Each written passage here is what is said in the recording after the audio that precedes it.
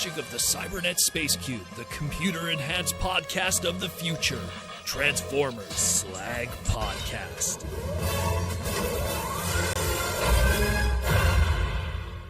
What up, what up, what up? How we all doing this Saturday night? So Transformers Slag Podcast in our live stream main event. I'm your host, Proto Man. I'm the face that runs this place. I'm the voice you hear Monday to Friday. It is Saturday. And what a Saturday we got today. A lot of stuff to talk about. A lot of cool stuff in the news. A lot of new items. Great photos. A lot of hype. A lot of expensive stuff. We're going to talk about that for sure. New dates to talk about. New stuff that's going on. And an update that next week I will not be here for the live stream because I have a convention that I will be traveling to. More on that in a moment. But how we all doing? It's nice fall weather going on here in Montreal. Very much my favorite time of the year is fall. It's nice and cool. Weather's nice. It's not super hot. It's not super cold. It's just that nice, cool weather. You put on a light jacket, go for a walk, get some fresh air. Looking good in the hood. Who do we got in the chat today? We got Rudy Mack. What's up, Rudy? Patrick Brown, Cringe McCringle. What's up? One of my patrons. Will Murphy. Got James is here too. How you doing, James? Joshua, welcome back. Bigum, how you doing? Ashnud, good to see you again. Decepticon for life. How you doing? Always good to see you. Clyde, what's up? T-Formers 2002, also a patron. Twins Corner, how you doing? Am I going to see you next week, Twins? I'll mention that later. Bigum's here too. Brainstorm 2002, haven't seen you in a few. Who else we got? Ninjatron, what's up? I might see you next week also. Will Murphy. I want to make sure I don't miss nobody. Pretty sure people are rolling in as we speak. So, we got some news we're going to cover. Got a few things to talk about. Got some stuff we got to talk about for next week. What's happening with that. And then some. Mentioning a cat in your lap, Joshua. I just turned my head to see if Butters or Tiny are nearby. Both of them are doing their thing. So let's cover it. Let's cover the news. First, we're going to talk about some dates first. And then we'll wrap up into other stuff too. So we will see what's up. I ain't going to see you. Is it because you're a ninja and I won't see you?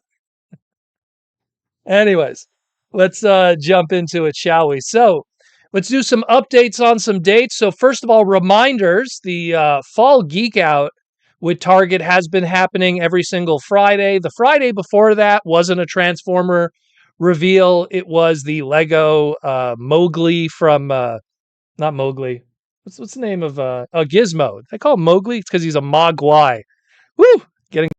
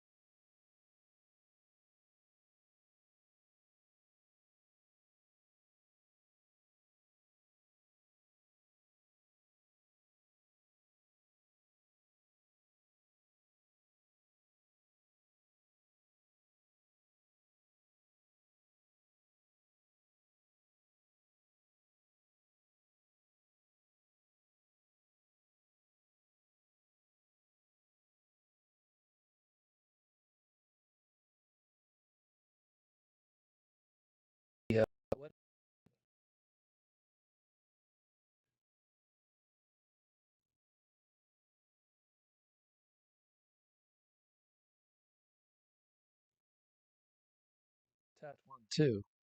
Ah, it looks like it's working. Could you guys still see me? Could you hear me? Let me get an update on that.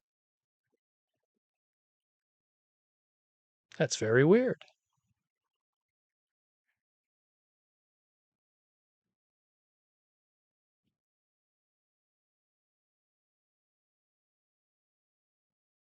Okay, it's back now. Very interesting. Very weird. Either way,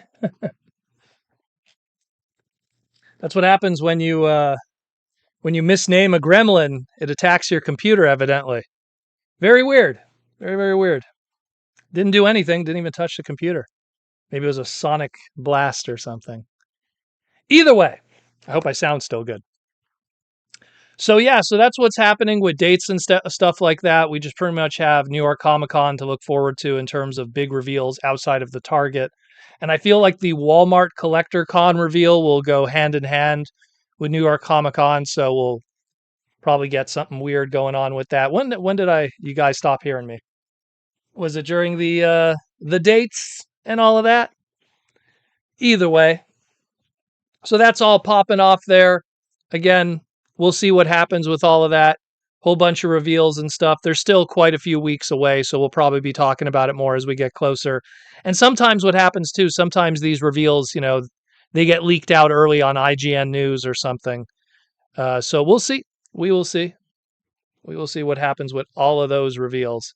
But yeah, between the Target Geek Out, the Walmart Collector Con, the New York Comic Con, the next 4 weeks or so, there's going to be a lot of stuff dropped, both pre-orders and otherwise. So we'll see what happens with that. As always, we'll keep you posted here on the podcast as it happens. Then, of course, we have some beautiful, delicious animated love going on here. Flame Toys and their Farai models teased us two amazing items that went up for pre-order. We got the prices, we got the release dates, we got everything that's going on here. We're going to get both the regular animated Optimus Prime and the Wingblade Optimus Prime. You get your choice if you want to have one or the other. They're pretty much both the same when you remove the armor off of it. It's more, I think they just want to give people an option of, hey, you want to have just this iconic version, and you could have that on display. Or if you want to get this one here and you get all the extra bells and whistles, because let's be real, some people couldn't afford and or get the Japanese animated version one that goes for like $260 today. Last I checked at a TF Con. So yeah, good stuff. So the basic edition, the basic animated Optimus Prime is going to be 45 USD in conversion. I have been seeing some early pre-order prices at 41 USD, so really depends on which retailer you're buying from. This is scheduled to come out April of 2026, so next year.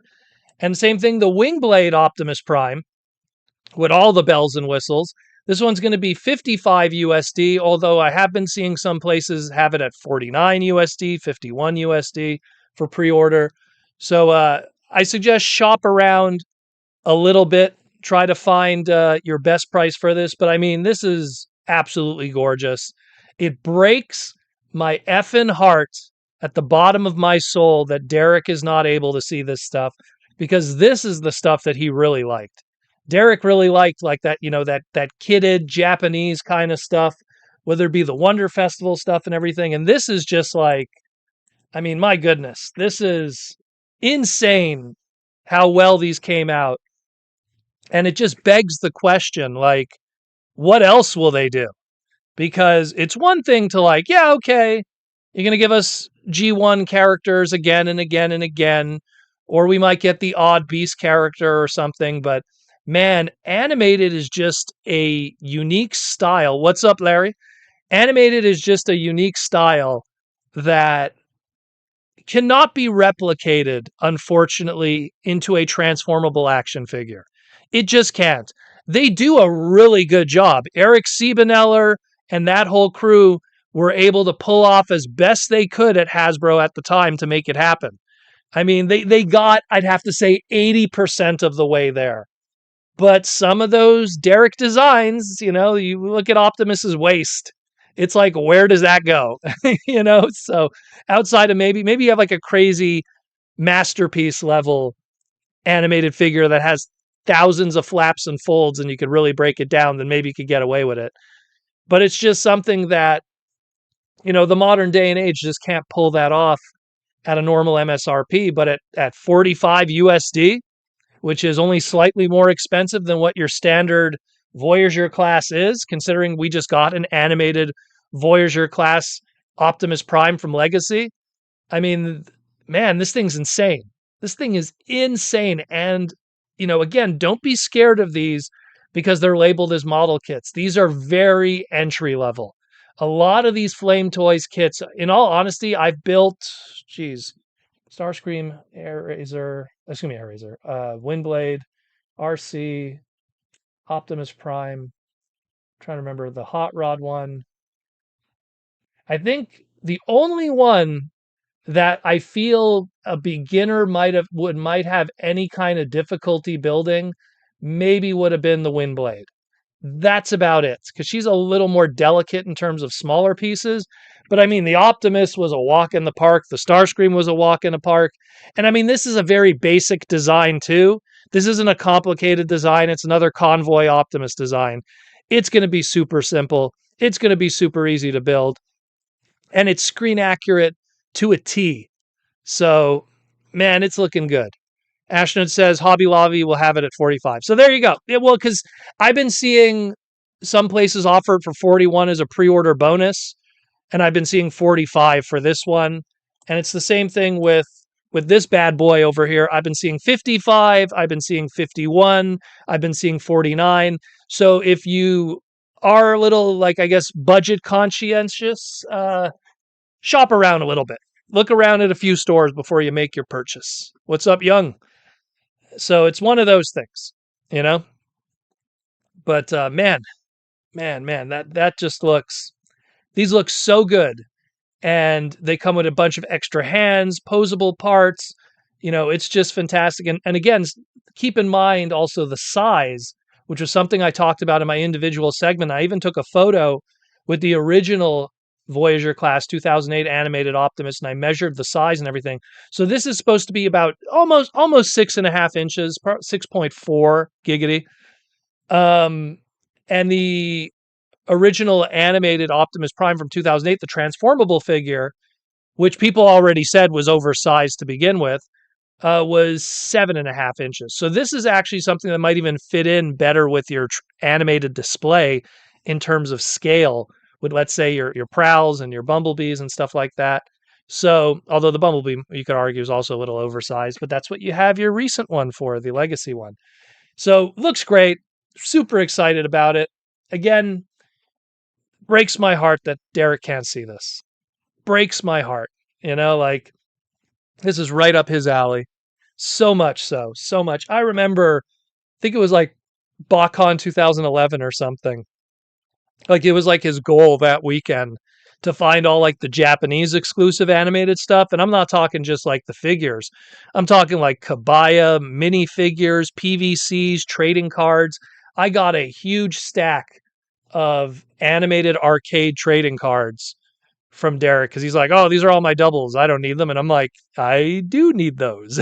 So I was very happy with that. Like, man, great stuff. Great stuff. Rest in peace, Derek. It's not going to be my only rest in peace today. Let me tell you, it's been a sad week in the world, but we'll get into that in a moment. But yeah, great stuff. Super stoked. Super stoked. And then we got Dramatic Capture Series. Another big boy here. Another one, too, that kind of falls also into that Transformer finance thing. Can't afford one version of the character? Here's another affordable option. So you got, obviously, Skywarp and the 3 Insecticons of Shrapnel, Kickback, and Bombshell. And the big takeaway from this is a lot of this stuff that you're staring at here is a lot of figures that, unfortunately, in the secondary market have been quite expensive individually. The 2-pack with the Earthrise Skywarp was, gosh, I think that one on its own was probably $150 it peaked at one point. And then, of course, any of those individual Insecticons at any given day of the week, with the exception of, I guess, Kickback. But I know Shrapnel and Bombshell, sometimes on their own, they're $50, $60, $70 in the secondary market. So this set really just puts it all together, and it puts it all at MSRP, because if you would have bought all of these and retail it, let's say you bought 3 Deluxes and 1 Voyager, because this is pretty much what that is, it would come to about $110 before taxes. This is $111.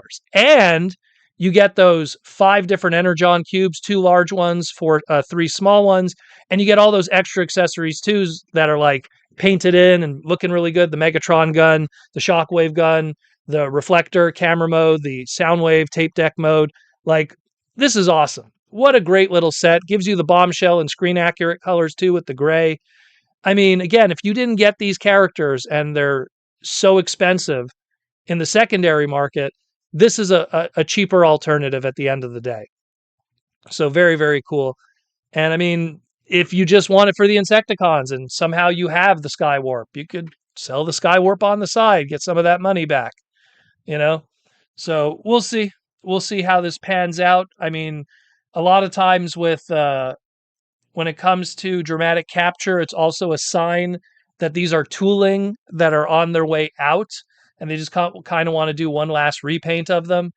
And we do know rumors of the Insecticons showing up in Studio Series 86. What they will do, I don't know, because they'll definitely not have the same budget as Dramatic Capture.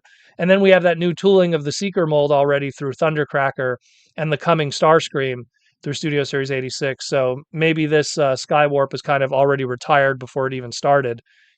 But we'll see. We will see. Then we got this one here that people have been waiting for a while, including Aaron Archer, the Takara Tomy Mall exclusive, which, I mean, was supposed to be a Hasbro Pulse exclusive, but that's, the jury's still out on that one. But the animated Nemesis Prime with the Star Saber sword right here available. I know a lot of people have been pretty angry that the Star Saber wasn't made in a retail kind of way. Why is he kind of forced in here? They probably should have done like a different repaint or something. I agree with you a little bit. I mean, I think the problem is that I feel that Hasbro still has the muscle memory of how poorly the MicroMasters performed at the, I guess we'll call it what was the Battlemaster price point for Siege and Earthrise. And then Core Class doesn't exist. And it's just telling Hasbro over and over, do we need to have a small price point? Because clearly it doesn't seem to do well in the retail market. So it's something where, oh, well, then you could have put these three in a deluxe or something. Yeah, you're probably right. We've had 3 packs of mini cons at a deluxe price point in the past during the Generations line, but that was also like, geez, it's almost crazy to think about it, 15 years ago. And a lot has changed both in the financial market, the cost market, and of course the retail world. So it's almost something where, I don't know, maybe they just couldn't figure out a way financially to make this happen in a way that would work.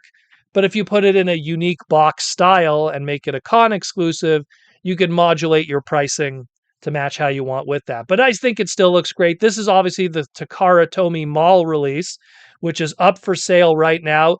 Again, keep in mind, we'll probably get this in some shape or form here in the West. We just need to wait it out. But if you can't wait, Takara Tomy Mall right now has it for $101 USD and plans to ship out September 5th, which is right now. So, yeah, we will see what happens with this one. Yeah, I don't know. I do not know. This is the perplexing one where we're probably going to get more answers come New York Comic Con for sure, for sure. But looks fantastic. Brand new head sculpt, new mini con sculpts. Looks really good. We'll keep you posted on that one like we always do here on the podcast. And then, of course, let's talk about the Tokyo Toy Show and their big reveal of Transformers Missing Link Generation 1 C10 Ultra Magnus. Looking really good. I know the big elephant in the room is his price, which I mentioned in the individual segment. This will be the most expensive Missing Link item we have gotten thus far. Prior to that was the C01 Optimus Prime with trailer, which came to about, depending on who you bought it from, 110, 115, 120. This is obviously a significant jump in pricing. So it's going to be a tough one for a lot of people to swallow. Look, at the end of the day, I think that there's a lot more going on here in terms of tooling and engineering that makes it a lot different from, let's say, the Optimus Prime one. Because people are saying, oh, it's the same tooled Optimus Prime and a trailer. Why does this cost more money? Well, they didn't really reinvent the trailer too much when it came to the missing link version for Optimus, where Ultra Magnus, they had to really reinvent that trailer just to give it a knee bend, which blows my mind. So there's that factor. There's the factor that it comes with a Diaclone driver and Deerstalker, aka powered buggy. So there is a little extra added there. Does that add up to, like, let's say $285 USD? I agree with you there. I think that's a little overpriced. Uh, but historically in the past, certain Japanese items that are of a certain large size, if they don't do well, they also go on clearance. I'm just saying. So I'm not pre-ordering this one just yet. I'm just gonna wait this one out. Not to mention, I'm kind of curious if Hasbro Pulse gets an assortment of it, and maybe it ends up on their store and it'll be cheaper. I'm gonna wait this one out and see. But if you are interested, pre-orders are up right now, and it's planned to ship out March of 2026. So we'll see what pops with that one. But I mean, it looks great though. I mean, yeah, people are complaining about the back and how it's all naked and exposed there, like Mr. Burns in a hospital gown. But I mean, it is what it is. That's what the original toy was, and the whole point of Missing Link is to kind of still channel that original toy. So it is what it is. And of course, this is a given. We're probably going to see a repaint into this, but I mean, if this thing doesn't sell well in its original Ultra Magnus colors and then ends up on clearance in Japan, then what are the chances of Delta Magnus, even existing, unless they already, went forward with it and it's already being produced in the factories. But we'll see. And then in the bottom left there's a little somebody that is the teaser for the next Missing Link. The rumor is that Grimlock is next. And while that might seem kind of weird, from a Japanese perspective, it kind of makes sense because the Dinobots were only released once in Japan in 1985, and then that was it. That was it. They never saw those toolings or those molds ever again. Because in America, we had the Classics release, which was the gold packaging in 1990, 1991. Then in 1993, that tooling was used for G2 Grimlock, which saw a gray version used again. So there was at least a few other multiple times where you could have got a G1 Grimlock if you were a Westerner. But Japan, it was one and done. And because that tooling is lost to the ages, Japan would just love to get that tooling again. So if you do it in a Missing Link version, give it a little more articulation, probably the knees, I would imagine. Maybe, I don't know. That was a pretty good toy to begin with. I obviously the shoulders and probably, giving them articulated hands and maybe elbows and stuff would be better. But it's kind of like Shockwave, where it was pretty good the first time around. One of those better figures that weren't as flawed. The Silverbolt that people are seeing, by the way, in it's not in this image here, but the Silverbolt that was featured there, I don't think that's a Missing Link Silverbolt. I think that's just a Generation 1 Silverbolt, or alternatively, I didn't look too carefully, maybe even the reissue one from a while back from Classics. So it's just them trying to show, hey, we could still do what the old toy used to do back in the day. I don't think Silverbolt's going to get a Missing Link anytime soon. I mean, we're just coming off of a combiner of that kind of proportions with Legacy. Why would they do that? I don't know. Just kind of weird to me. And then we got the latest episode of Transformers Cyberworld. Go check that out. Really, really cool. Chop Shop makes his debut. Kind of reminds me a little bit of Smeagol from Lord of the Rings. That's kind of the way they went about with this character. But yeah, he's in it there too. And we got Mirage again, chilling with the crew. Nice little episode. Check that out, and much more to come with Cyber World. Good stuff. Good stuff. And then next up, this is the big one here more than anything, is we got this teaser trailer that would have been, unfortunately not, but would have been the E3 trailer for Transformers Reactivate, or in this case, when this trailer was put together, when it was used by its original name, Transformers Rise. We got here this teaser trailer that, I mean, it looks great. It's a teaser trailer. It's got a lot of animation that obviously doesn't reflect the gameplay, just gets you excited about it. I think the only big takeaway that I got from it was a lot of cool Quintesson kind of visuals. You know, the little Quintesson ship in the background that's crashed, those little Quintesson drones, a lot of cool stuff going on there. And then you you add to it where it's like, oh, well, you got the Bumblebee, you got the Megatron, you got the Optimus, you got Starscream. Soundwave was the only one that was kind of absent from this, unfortunately, because we did get the Soundwave figure from the Reactivate line. So it would have been kind of cool to see him too in action. But at the end of the day, was cool to see. Kind of sad that it didn't happen.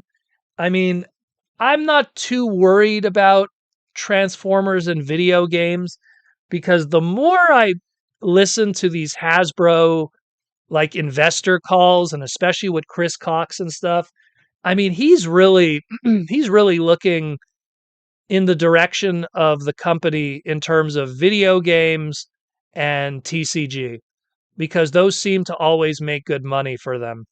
And he really wants to grow the video game side things of Hasbro. So I feel that it's just a matter of time before Transformers gets that sprinkled on them. Because look, even GI Joe, which look, I love GI Joe, but if Transformers, let me just get my face back on. If Transformers is here, GI Joe is like here. You know, like Star Wars, Marvel is like up here. Transformers is maybe like a smidge under it in terms of like sales and popularity for the brand and for Hasbro. Joe is like down here, just keeping its nose above water, and it's something where if GI Joe could get a decent game recently, that beat 'em up that they did for from Hasbro and from different licensors, then Transformers 2 could definitely get something thrown in there. So we'll see. We'll see. This was a cluster of a mess. This one, like when it was called Transformers Rise, that's when the Chinese company Certain Affinity was involved with this. Gosh, I remember talking about this on the podcast like 5 years ago. I want to say when we were talking about Certain Affinity and this rumored Transformer game. I think it was all like pre Big V, even, you know. But that led to Splash Damage Games getting the Transformer Rise, you know, I guess we'll call it IP license, and then turning it into Reactivate, and then Hasbro going forward confidently with tooling and making that happen. And I mean, the fact that they even did package design probably gave them hope that this was going to lead to something, but didn't lead to anything, unfortunately. So, I mean, we'll see. We will see what happens in the future, but that always has been kind of a bummer in a lot of ways. Timmy just got back from BrickCon in Seattle. There was a really cool GI Joe MOC there. Original creation, eh? Well, Joe had that Creo line that didn't do very well, oddly enough. It's kind of a shame. I was kind of hoping that would do well too. But that's it for the news, more or less. We'll talk about some stuff we got this week. We'll do the sponsorship, and then we'll talk about what's happening next week and everything like that. Fawnheart, I need your P.O. Box address. I have extra blocky Defender Rodimus vehicle. Oh, you have the Chase and the box topper card. Oh, well then, if you're sending me the box topper card, could you include your mailing address? I'll send you my stuff that I don't want so we can make it a fair trade. How about that? I don't want to just get something for free. If you need the P.O. Box, private message me. I don't like to put the P.O. Box out there privately because I don't want people to feel obligated to send me stuff. I made it private at one point, public at one point, and people were sending me a bunch of stuff, and I was like, okay, whoa. It's more just, if I need to have stuff sent. But either way, contact me through Twitter or Instagram, one or the other. That's usually the best way. And I'll send you the P.O. Box address. And then make sure you include your address. I want to send you something back then as a thank you for that. James, Proto, did you see the concept reactivate Megatron in the future because it's in the trailer? Yeah, well, and also someone posted the Jazz too. That looks like an off-road Jazz. Kind of looks almost like it almost looks like a retool of what the Bumblebee would have been. It's like if you took the Bumblebee and you like did an extensive retool of it, it could have been Jazz, you know? So very cool. Very, very cool. So let's do some sponsorship stuff, and then we'll talk about what we got this week. Very light stuff, nothing too major, and then what's happening next week for everything. Where are we at? Where are we at? Where are we at? So first up, we got Symbiote Studios. I'm rocking their Starscream today. Symbiote Studios just last week came from PAX. I'm sure they had a fun time over there with all the video game stuff. Kind of wish I was there, I'll be honest. But had a lot of busy stuff I got to do. Symbiote Studios, plush pins and t-shirts. Check out their new stuff. Everything in stock over there. And of course, all the others that are on their way. Of course, being the Soundwave Superior, the Commander Optimus, the Scheming Starscream, the Brave Bumblebee, all the new oversized ones. These are the large ones that they have that they're working on. Those should be available by TFCon LA next year. That's what I was hearing. I don't want to confirm it 100%. It definitely won't be at Chicago, but by the time TFCon LA rolls around, they'll have a booth there, and they should all be ready by then. Hopefully. Hopefully. Word Sound Warp. Oh gosh, I hope it's not more Funkos. I told you guys, if you're gonna send me one Funko, it's got to be Hot Rod. That's about it. They get me that NFT Hot Rod. That's the only one that I then I'll be okay. You could send me a Funko. But yeah, check those out, and of course the Dinobot plushes. The full set should be available by the time we get to TFCon LA. So if you are interested in those, check those out. The brand new line of ponies. Yep, these are all the ponies available and more on the website. So if you want your My Little Pony fix, there is an insane amount. The pony love from Symbiote Studios is quite crazy. And then all the video game brands too. A lot of cool stuff at the PAX event. They revealed a brand new Shovel Knight plush and many more to come. So stay tuned on that one. With Symbiote, and of course, we got Aaron Archer. Check out the Toy Armada with Aaron Archer. Aaron just also came off of a convention and some cool travels. If you want to listen to me and Aaron talk about more Transformers and behind the scenes stuff, go check out the Toy Armada with Aaron Archer. Throw that in your search engine for YouTube and go subscribe to that channel. Aaron did a live stream yesterday. I was not able to check it out. I was super busy yesterday for reasons that I'll explain in a moment. But he had a brand new live stream yesterday doing some drawings from what I saw quickly. So check that out. And speaking of drawings, pick up some brand new art from Aaron on the top left there. He just finished that Thunderblast, aka Galaxy Force Chromia, that's on his website right now to purchase. All one of one original art on the original instructions from the man who worked on these toys. ArcherMonster.com/shop. Pick that up. Go pick up an art book too. A lot of other really good stuff there. Again, ArcherMonster.com/shop. And what about me? What about me? What's happening with me? So next week, I will not be able to do the live stream on Saturday night. I'll talk to Aaron and he'll fill in for me on Saturday night. So again, another reason why to subscribe to this channel, because you'll get a notification for a live stream on Saturday, not from me, but from him. But yeah, next week is, might as well pull up the slide here. If you're in the Toronto area, I will be a guest at the Mississauga Video Game Show. It's a one-day super packed video game show in the Toronto area in the same location where TFCon is run. So it's in that same giant dealer room with the huge hallways and everything, very comfortable. And so I will be there for that show as a guest because I wasn't able to do it at TFCon Toronto, but now I'll be able to with this Toronto show. I will be bringing multiple copies of my book. Let me just pull up the old slide here too. There we go.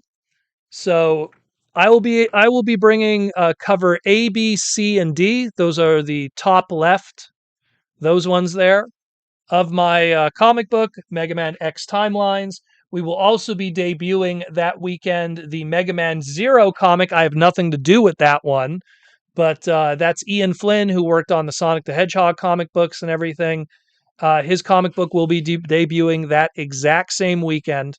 So we'll have copies of Mega Man Zero also available at the booth for sale. But if you want to pick up my book, come swing by. I'll sign it for you for free. You know? So that'll be there too. So check that out. And also, I'm going to have some little extra stuff here. I was digging up some other video game stuff. I have like this little figurine from Earthbound of Paula. I have a few little extra Mario stuff in here and there. So I'm going to have a little bit of, most of the table is going to obviously be the Mega Man stuff, promoting the comic book and everything. We'll have huge stacks of them to pick up for everybody since we weren't able to do it in time for TFCon. Heck, we weren't even able to do it in time for San Diego Comic Con. That's how tough that was. Um, but we'll have it in time for Mississauga Video Game Show. So next weekend, I'll be in the Toronto area. And be sure to swing by again. I think it's video game. Let me pull up that slide again. Make you guys. It's videogameshow.ca for more information if you're curious about parking situation, where it's located. I think they even have a hotel rate if you want to just fly in or something just for the day.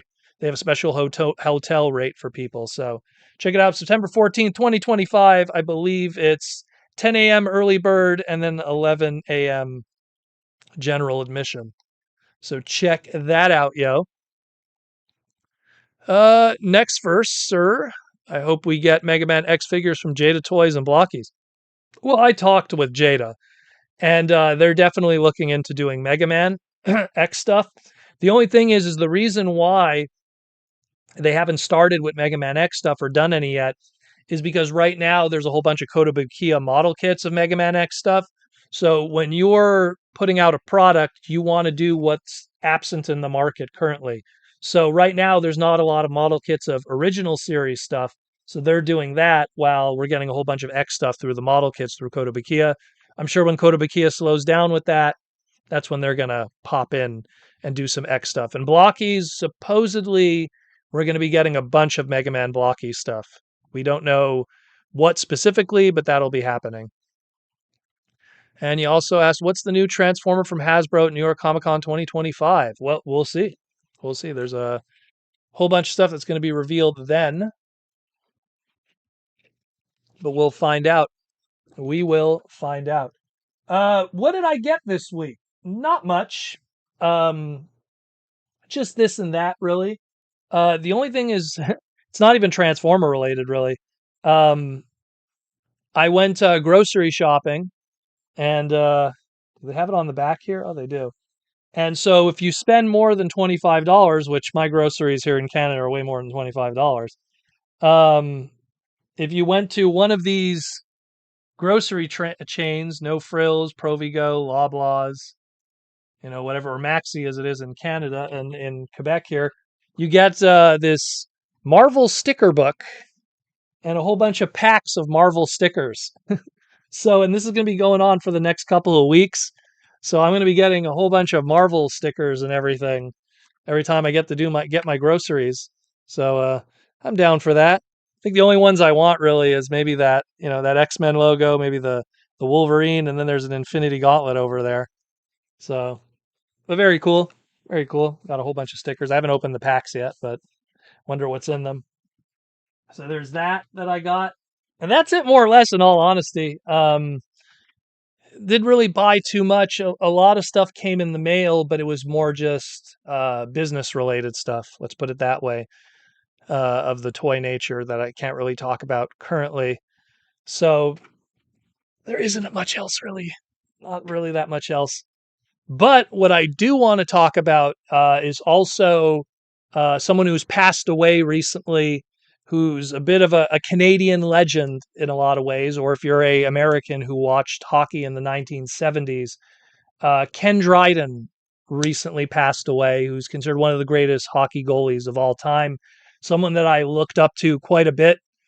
my whole life, and probably one of the first books that I ever read, like cover to cover, that wasn't related to like having to do it for school or something. This is The Game by Ken Dryden. This was my own personal copy. So you can see it's a little beat up, uh, that I read many, many times. And I feel it influenced a lot of how I think in the world because of this book, because he was a guy who was what we refer to as a polymath. If you don't know what a polymath is an individual who, whatever he tries to do it at his best on the highest level. And he's someone that's like, hey, I'm going to be a goalie. I'm going to win. And then he wins 6 Stanley Cups. And then while I'm a goalie, I think I'm going to go into law school, ends up becoming a lawyer and working for the government. You know what? I think I'm going to run for the government and then be part of the Liberal Party. And, he got into that. And then he got into the Hockey Hall of Fame. And then he's like, you know what? I think I'm going to write some best-selling novels that are going to be like reprinted and then reprinted and then reprinted and then reprinted. You can tell I like this book. Um, I love Ken Dryden. He was always an extremely intelligent individual. I got to meet him in person years later and talk to him for a bit and get a nice little autograph on my copy of The Game. Yeah, so waking up this morning, getting a text message from both my wife and Jaws D, and Ken Dryden passed away. And I was like, not what I wanted to wake up to. He's been battling cancer quietly over the past couple of years. He's 78 years old. I kind of already was in that frame of mind of getting ready for it, but it still sucks, you know? But a very, very good book. It's not just about hockey, it's about an individual who really knows work life balance and how to succeed. And I read this book, gosh, when did I buy my first copy? It was fifth edition. I want to say 2000, 2001, like easily 25 years ago. I bought my first copy of it and then read it to death, you know? Like, I can't stress enough how beat up my first copy of this book is. Like, look at this thing. Um, and it's one of those books that just talks about life, and not surrounding yourself with individuals that aren't positive influences. He wasn't a drinker, he wasn't a smoker. And this is a guy in the 70s and the 60s, which, I mean, to not be a drinker and a smoker during that time, that involves willpower in itself from positive and negative influence. So, like, man, oh man, like, what a epic individual. And to be part of the most winning hockey team of all time during their greatest years of all time. And there's only one other sports team in the entire world that has more championships, and that's the New York Yankees. After New York Yankees, it's the Montreal Canadiens when this man was in net. So rest in peace, Kenneth Dryden. I'm going to probably try to take some time out of my day, uh, maybe tomorrow or the day after, to go visit his memorial. He has a statue in Saint Laurent here in Montreal, at the park. There's probably going to be a ton of flowers there. I'm going to probably try to find some time tomorrow to go check that out. But yeah, it sucks, man. It sucks. But that one I was almost kind of ready for. That wasn't like a big surprise, like when Dusty Rhodes passed away or Macho Man Randy Savage. Those are like surprises. That one was a different one, man. That stung a little bit because this guy was one of the few people that I feel have a lot of influence on the way I think today. So very, very cool dude. Rest in peace, Ken. Rest in peace. What's this here? I used to have a stick from Ken broken during his game against Boston. Ken almost played for Boston. That's a funny story with that one. He got drafted by Boston and then luckily got put back home where he belonged. So, but yeah, a book giveaway by Pro. No book giveaway. These are all my own personal copies throughout the years. Every time they do, like, I think it was the 20th anniversary, and I have the 30th anniversary, I have the 10th anniversary. I'd always, every time I would see a copy of it, I'd pick it up just to support in a lot of ways. And he would always add new chapters. That's what's a cool thing too. Whenever there would be a new printing, he see new chapters by the author. He put, like, an update of what he's thinking of stuff that's going on. He would talk about even stuff like, because you have to understand, going through the 70s and the 80s and the 90s, one thing that he talked about from a financial side was the decline of the Canadian dollar and the rise of the American dollar and what happened with that. So going to Guy's 80th birthday today. Well, then, there's another legend, absolute unit of a human being. Glad he's still alive. He's amazing. That's like literally the mastermind behind super robots and the magical girl genre. Not many people could say that. It's like I revolutionized the boy genre and the girl genre. You know, absolutely amazing. But yeah, the game, if you are interested in picking it up, there's a million different versions of it on Amazon. Again, it's not just about hockey. Hockey is obviously the framing of it, but it really is about an individual who excels in life. You know, it's something where to play for the NHL on the highest level, you have to be a certain special someone. But then to also, while doing all that, go to McGill University, which is pretty much like going to Harvard in Canada, because McGill is like number one. Going to McGill University, becoming a lawyer while winning Stanley Cups on the highest level and the highest level of hockey, while writing best-selling novels. That's some psycho shit right there. But and his brother too, and his brother also played for the NHL. So there's something in that DNA, let me tell you. Something going on there. Uh, Timmy, I don't want the US dollar to decline as well. All boats should rise with the same sea. So I never wish bad on the American dollar. I want it to do just as good.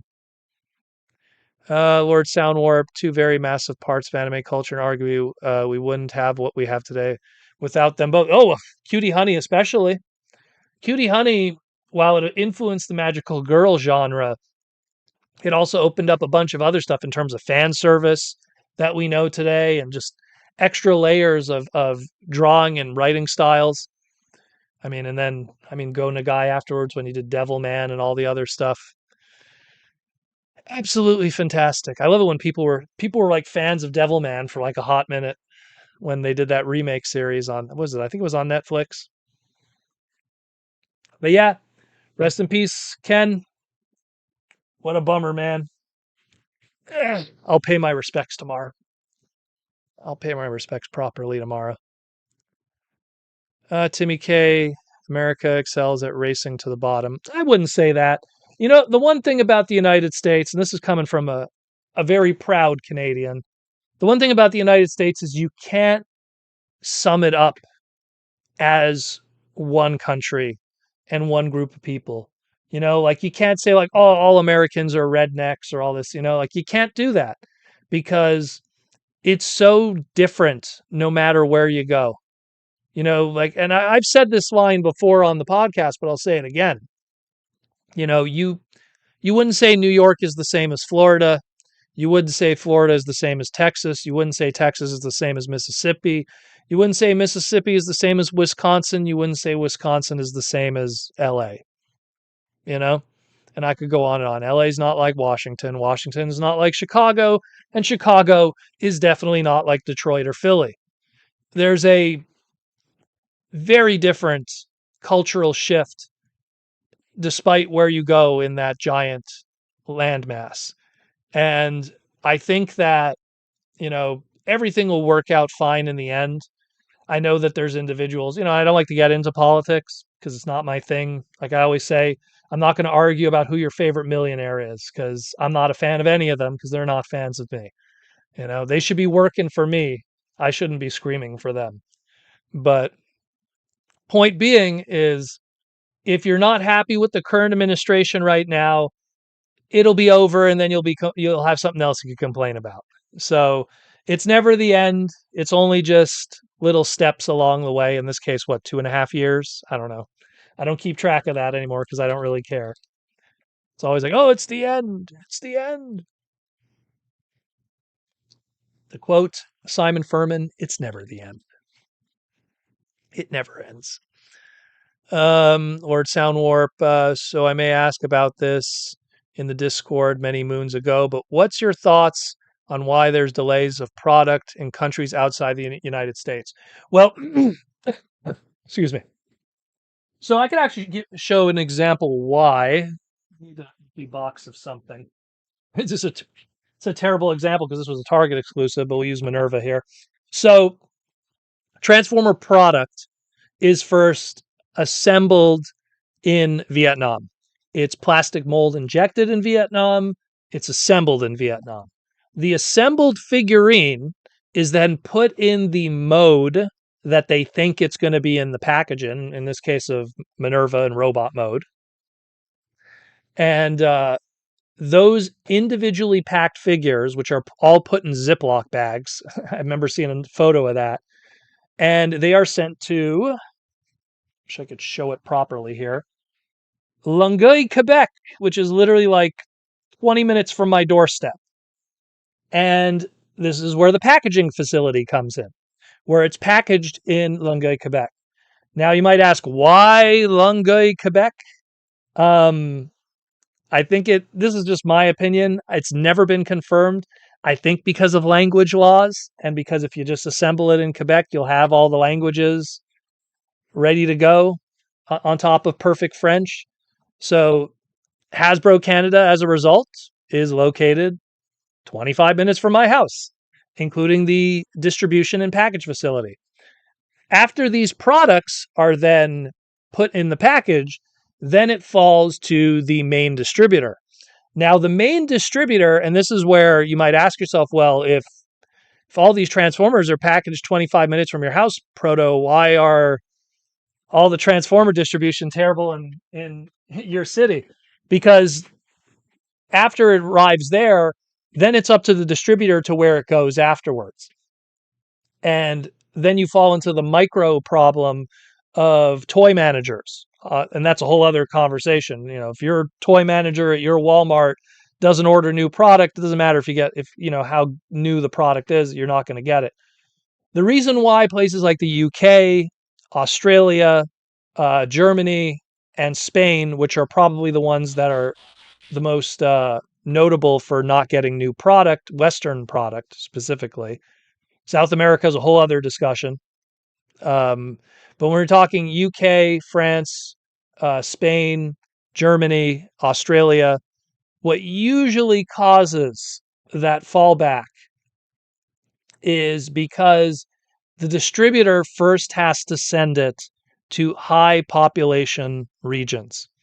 So the reality is, you know, if you took all of France, like all of France, I'm not saying Transformer collectors in France, I'm saying all of France. If you took all of France, all of the UK, all of Spain, and all of Germany, it's not even close to Southern California. You know what I mean? Same thing. Australia is huge. Huge country, technically continent, huge continent country. But at the end of the day, a lot of the population is just on the southeast and New Zealand a little bit. And it's just something where, again, the distributor is going to send the new stock to the more denser populated areas that have the most population. So that's why, you know, you'll always hear about how when Toys R Us Times Square existed, doesn't exist anymore, but when it did exist, that was always a really good go-to place to always get the latest Transformers if you lived in New York City. If you lived in LA, you know, back in the day, like everyone's like, man, Target and Walmart's, you'd find everything in LA. So it's something where you really, you know, have to understand that the distributors really focus on those dense areas. And that's why it falls on Canada, and why Canada also doesn't do it as well either. Yeah, once in a while we'll get lucky and a toy distributor, for whatever reason, sends a case of brand new of something to like a Walmart in Montreal, it'll happen. It happens every so often. But more often than not, we're sometimes 2, 3, 4, 5, 6, 7, 8 weeks behind everyone else when these sightings happen. Uh, I say Longueuil because I don't want to say it like a Frenchman because people won't know what I'm talking about. So, but yeah. Also, you don't live in French Canada, Rudy Mac. So, James, the Walmart toy manager in my area sucks. 10 Exilions, 10 Sideways, and 10 Bone Crushers, and then all it's been for all water. Well, here's the thing, James, right? So you have 10 Exilions, 10 Sideways, 10 Bone Crushers. So right away, if those 10 of each don't move, and you're the toy manager whose job is to not overstock the shelves, are if you're the toy manager and you have your order form for Transformers as well as all the other toys you got to keep on top of, but you're ordering and then you look and you go, oh well, those 10 Exilions and 10 this and 10 this instead, he's not going to order more. Getting new inventory comes from high traffic areas. So it's not so much your toy manager is the problem, is the area that you live in. Whenever new toys do come out, it doesn't liquidate as easily because you don't have a lot of people there. So like, look, if you have Excellion, Sideways, and Bone Crusher, I mean, you're 2 months, in of new product, but you need people to buy that product to then go into the next thing, you know? So it's something where Gaz, the way I say Gaz will always haunt me. I spent my whole life not knowing I was saying it wrong. Imagine. Tom Laney, many Shockwave, shiny purple chrome, and then red and orange shiny chrome Rampage. I have no idea. Make Shockwave shiny purple chrome. I missed that conversation. Age of the Prime's Wave 3 has already been found in Canada. Well, I mean, again, but see, when you say Canada, where? Vancouver? Or hundreds of thousands of miles across the country to Toronto and Montreal? Or Calgary, smack dab in the middle? Or Winnipeg, where Goober is, and no one ever goes to Winnipeg. Yeah. Like it's something that it's you have to always think of it from the distributor's point of view and then the toy manager on a micro level himself, because every store is a different story. There's like 14 different Walmarts probably in driving distance from my house, and each one of them have their own story. They all have their own distribution story. They all have their own order stories. If there's somewhere that's like, if you put a Walmart like smack dab in the middle of downtown Montreal, there isn't one. But if you did, I mean, that place would have the best inventory, because I'll tell you this right now. So here in Canada, we used to have a place called Zellers, and Zellers was our equivalency of Target. It was owned by the same company, HBC. And the thing is that we had a Zellers in downtown Montreal, near Agrignal, not Agrignal, Atwater.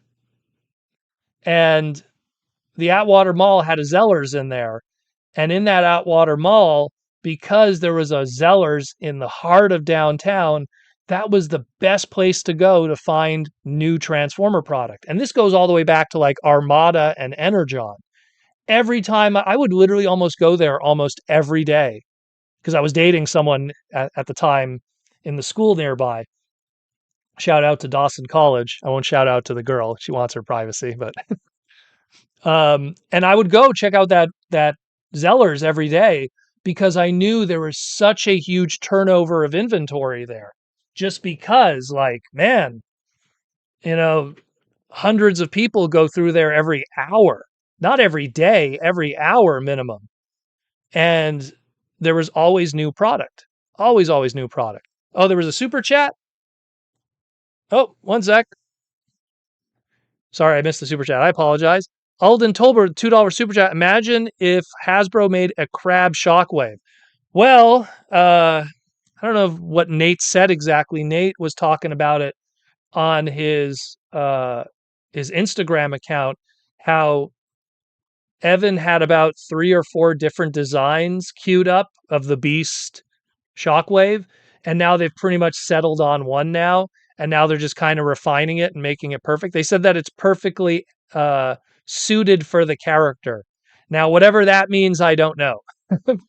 I have no idea what that means. What's a very logical animal that's a sea creature? I don't know, a squid. Uh, I guess octopuses are really smart. So I don't know. Maybe it's a shockwave octopus. Not a crab. Maybe an octopus. Who knows? But we'll see what that one's going to be very, very soon. September 17th, that date. So mark that in your calendar. Ashnod, I'm still waiting for Ultra Magnus Hot Wheels. Still haven't cleared out cases of Wave 1. Ashnod, I have still yet to see a single Hot Wheels Transformer outside of that lone gold Bumblebee that I saw. Now, I'm not saying that we didn't get them. Maybe they just got bought up and I just never got to them in time. But that is something where, man, oh man, like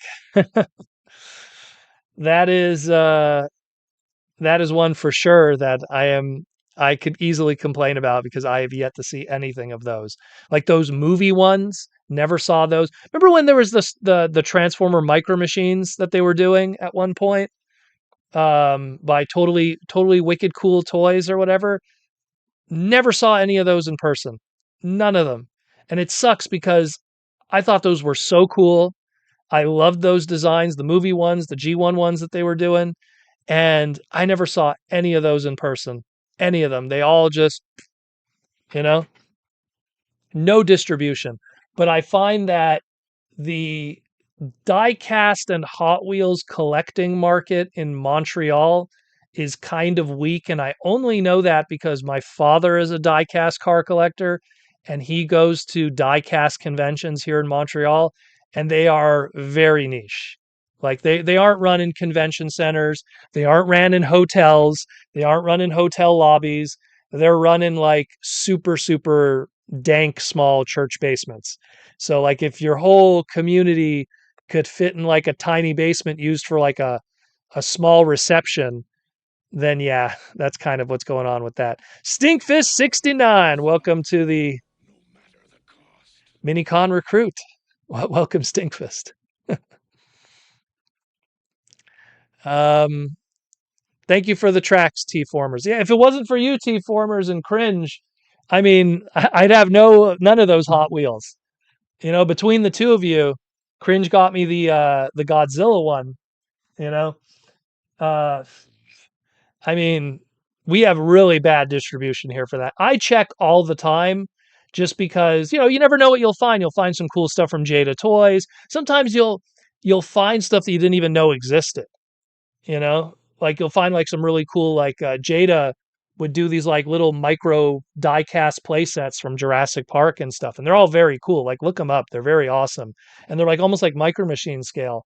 And I'm always like, man, like I'd buy those if I saw those in person. Those are really like cool display pieces, even not just for like for like what they are, but for like Transformers and for other stuff. Because I mean, here I'll show you off camera. I have like the G1 ones.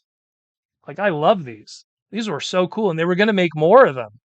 Like apparently there was going to be like a Jazz, Trax, Hot Rod, and Jetfire. I think was the last one.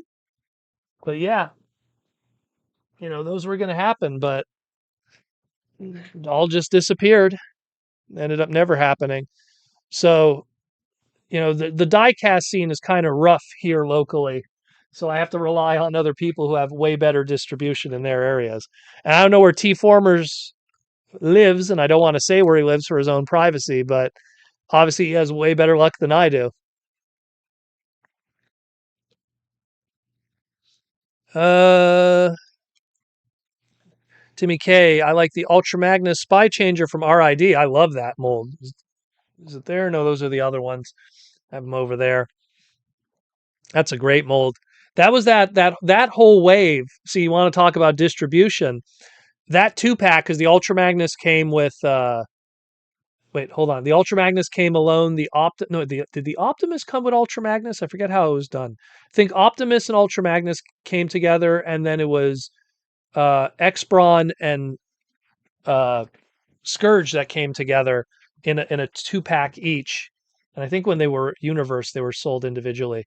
But either way, I just remember like the only place I found those was a grocery store. I never found them anywhere else in Montreal when those came out. And I think it was like 2002. Like they came out in a grocery store. That was it. And that was the only place I ever found it. Nowhere else. This one grocery store, for whatever reason, it ordered a case of RID toys in the late wave, and that's where it ended up. Crazy. Crazy, crazy, crazy. You lives on Earth. Well, I hope so. I hope so. I hope so.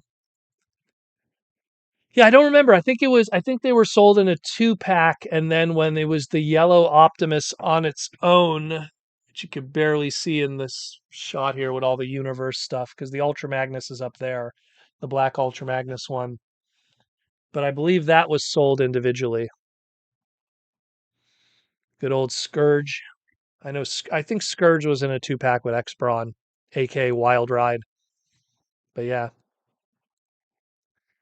Twins Corner, wish we could see you next week, Proto, but car repairs and winterizing the car on both our budget right now. So preparing for Chicago. We will see you there, though. Well, Chicago, I'll keep you guys posted on what's happening with that. I was even telling myself probably to hold out on some of the inventory at this show coming up, just in case, because I don't want all the comics to sell out. I know it's a weird request, but I don't want all the comics to sell out. That way, I have some inventory for when I go to Chicago. That way, people will be able to pick up something.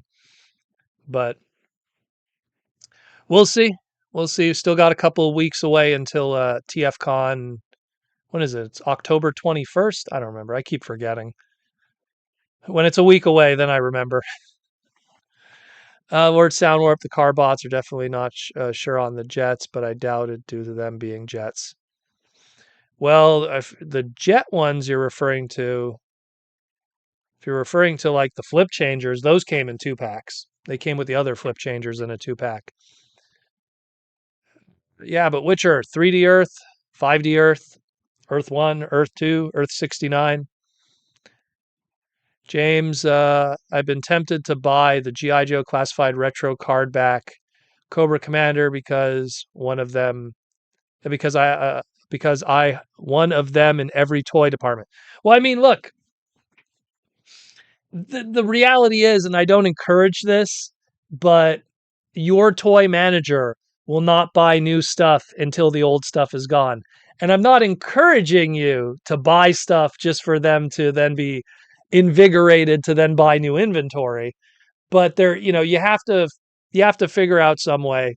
And unfortunately, there is no easy answer. There is the only easy answer is you have to travel. If you can't find what you're looking for, you might have to drive a little more out than the normal. I mean, when I was in college and late high school, the best Toys R Us was the Toys R Us that was in the West Island of Montreal, and that was like a 45-minute drive easily if there was no traffic. You know, so we would actually drive out of our way instead of going to the Toys R Us that was 20 minutes away or 15 minutes away, which was really close for me when I lived in Côte-de-Neige. Um, it was out there. It was out there, out there, out there, you know? And, you know, I always found good stuff there because whoever that toy manager was, and I don't know who it was because that Toys R Us doesn't exist anymore. But if you're listening, man, you always had the newest stuff there. And again, maybe because it was a high traffic area. I don't know. I didn't live in that area, so I didn't know. But man, every time I went to that Toys R Us, they always had the newest stuff. They always had the newest Armada toys. They always had the G1 reissues were just coming out, the commemorative series. They always had the newest stuff. The first time I saw a masterpiece ever on the shelf, the 20th anniversary Optimus Prime MPO1, that was at that Toys R Us. They always had inventory. Every other Toys R Us I went to was much more, again, low traffic. Uh, That's part of the fun driving around with friends. Well, I would again. Usually, what would happen is we would like plan a Saturday, and me and like two other friends we'd meet, and then we would just do a toy run. And we all kind of had like different goals. Like one was like a Marvel Legends guy, one kind of liked GI Joe and Transformers, and that's why we always ended up in one of these situations where if there was a figure, there was only one left, but both of us wanted it. I think that happened with Nemesis Prime from Armada. Now that I think about it, because I remember seeing that, and that was like a late wave one that was at that Toys R Us, and then we ended up asking the toy manager, which yeah, they never find it, but hey, do you have any more in the back? Which they never have anything in the back. Tom Laney, I remember when Power of the Force began. Wow, crazy drove for like hours to find toys. It makes you think he knew someone. What is this one? I guess I'm missing it. But yeah, I mean, I agree with you with that. I had a friend that was crazy into the 3-inch Power of the Force stuff, and him, it was always about when the green card back stuff came out, and then they had like, oh, it comes with a coin, or it comes with like this shutter screen thingy, and then there was the Jedi Knight Luke that was a you get it if you go to see the movie in theaters when you went to watch the re-releases of the original trilogy. I know me right now. Every time I go to a vintage toy store, I always try to find a carded red card episode 1 Jar Jar Binks with fish. And the only reason I'm trying to track that one down is because it was the only toy that Aaron Archer got to design from scratch for Star Wars. So I'm trying to track that one down. Having no luck. There's plenty of other Jar Jars I'm finding, just not the one with the fish. Look it up. Jar Jar with the fish. He comes with a fish. It's a weird one. James, me and my wife are going to town tomorrow for 45 minutes away. Wish me luck. Well, again, it's always about the toy hunt. We try to do it at least once a week. Unfortunately, look, I toy hunt once a week. How many times do I do the live stream on Saturday and have anything? That just shows how lucky I am here in Montreal. So many people, they ask me, they're like, hey, did you pick up any of the Devastator pieces yet? I'm like, I find this and that if I'm lucky. I'll find one piece here and one piece there.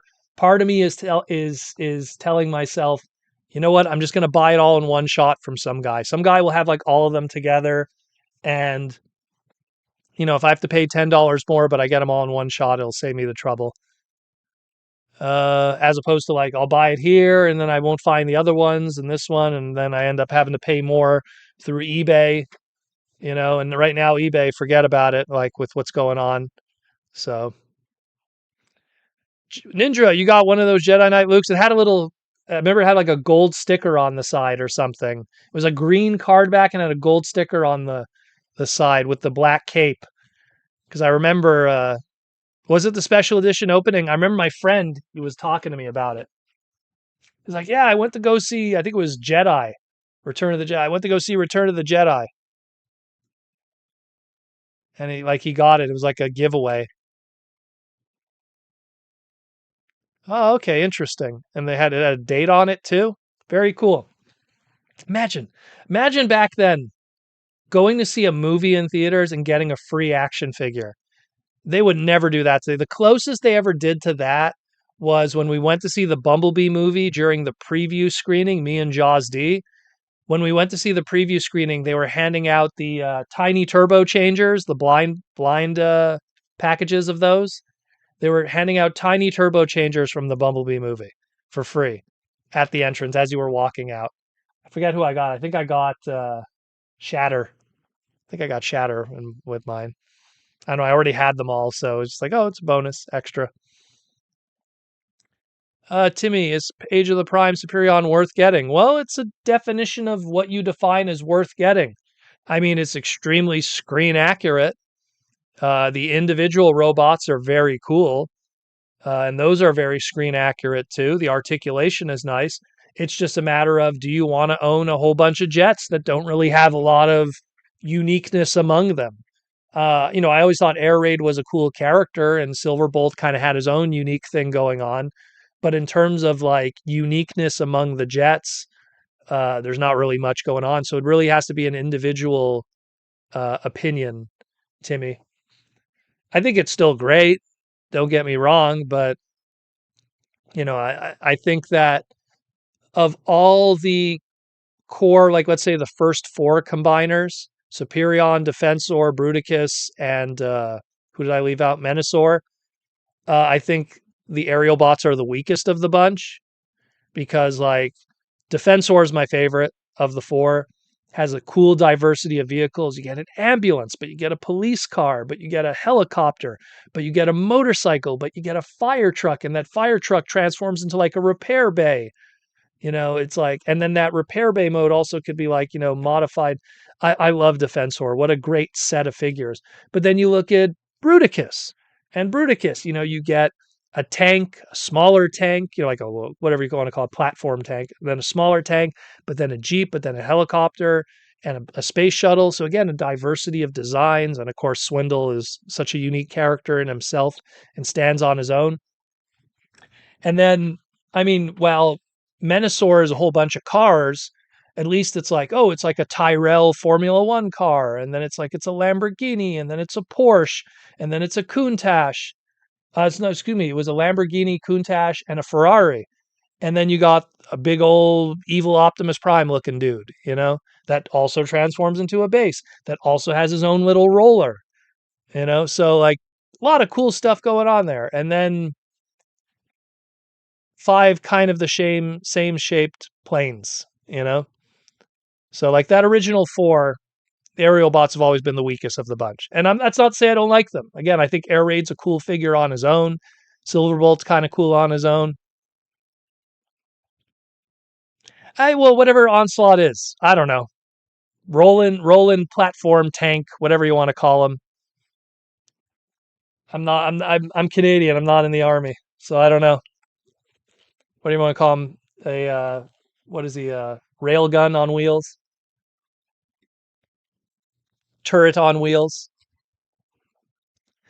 Timmy getting those bingo toys and one of Craftman's one. I have no idea what you're talking about. T-Formers 2002, when the Lego movie came out in theaters, was ironically giving out those mini knockoff Lego kits. What? What theater did you go to? How did they not get shut down? My goodness. My goodness. How did you not get shut? How did that not get shut down? Selling bootleg Lego? Speaking of bootleg Lego, I have some of the other ones here that my wife got a while back. This is this movie Optimus one. Look at that one. Isn't that cool? Let me take the helmet off of it even. Look at that. That's crazy. And it came with an Allspark cube. Look at that, it glows. Isn't that crazy? That is so cool. And here's the Bumblebee, which you could actually take the battle mask off too. Like you could actually snap it off, but I don't want to do that. But yeah, there's the Bumblebee face. Very cool. These we got at many weeks ago. They're very, very cool. And then the Megatron.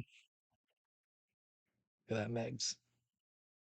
That's very cool. So those are all bootleggy stuff. The reason why they're down here, even though they're part of her collection, is because any of the Transformer related Lego always ended up in my Transformer display. But yeah, very, very cool. And especially like the Allspark cube that glows. And these they came in like a box individually, and they came with a whole bunch of weapons. Like this one, like I'm showing it here right now with the Optimus axes and stuff, but he came with like guns and all kinds of stuff and all kinds of interchangeable parts. The Megatron's like the weakest one of the bunch. He didn't come with many things, which is a shame because it would have been cool if he came with his like Dark of the Moon cloak or something. But I don't remember what we paid for these. I think $10 each, $15 each. Very cool. What were they called? I wish I knew the name. Wish I knew the name of them because then I could suggest it to you guys. You could find it online. One sec. One sec. I feel bad showing it without knowing the name. Lego Armors.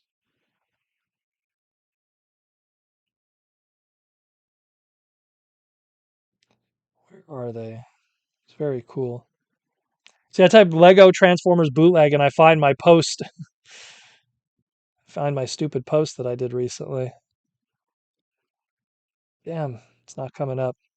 I'll try to get the info on. Oh, wait, actually, is the trading card in the book?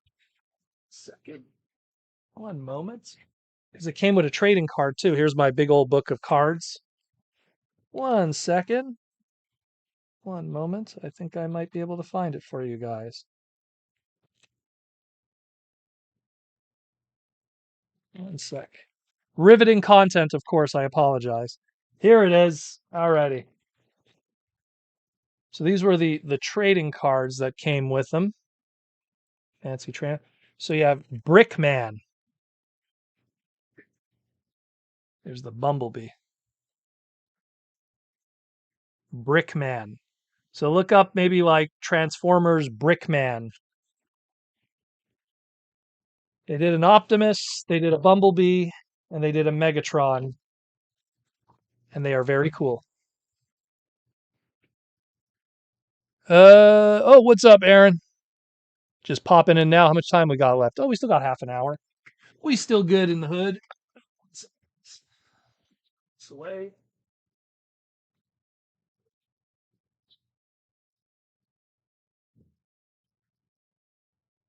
But they're very cool.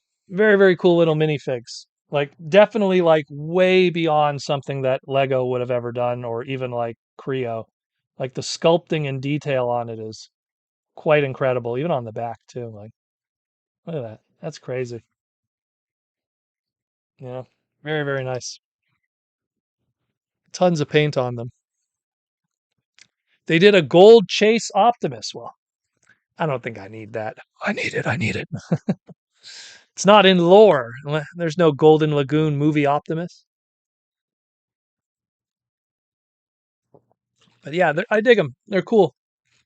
Very, very cool. She wanted them, and I was like, I support that choice.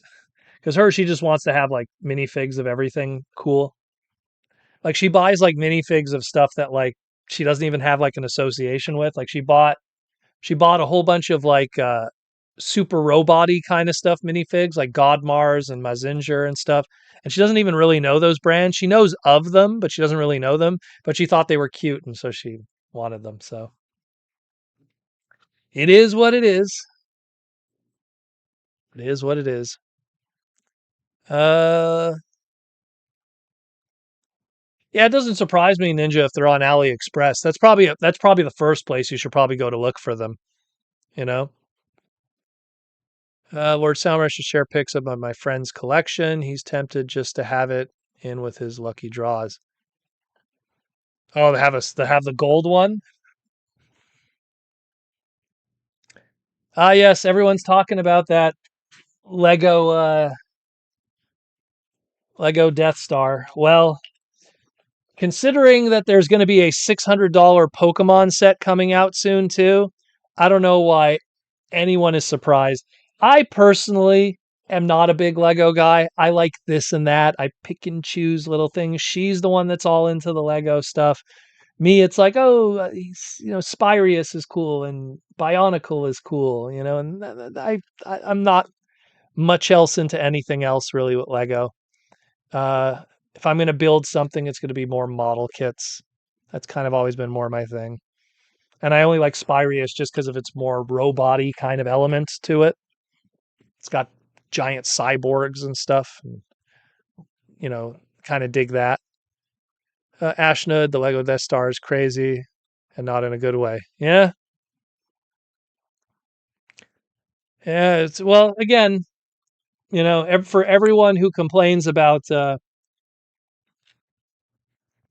Transformer hobby being expensive, I always look at Lego collectors and I'm always so perplexed because any other hobby where you're building the product, like you're the assembly line, and as a result, that company doesn't have to pay a worker to assemble the product.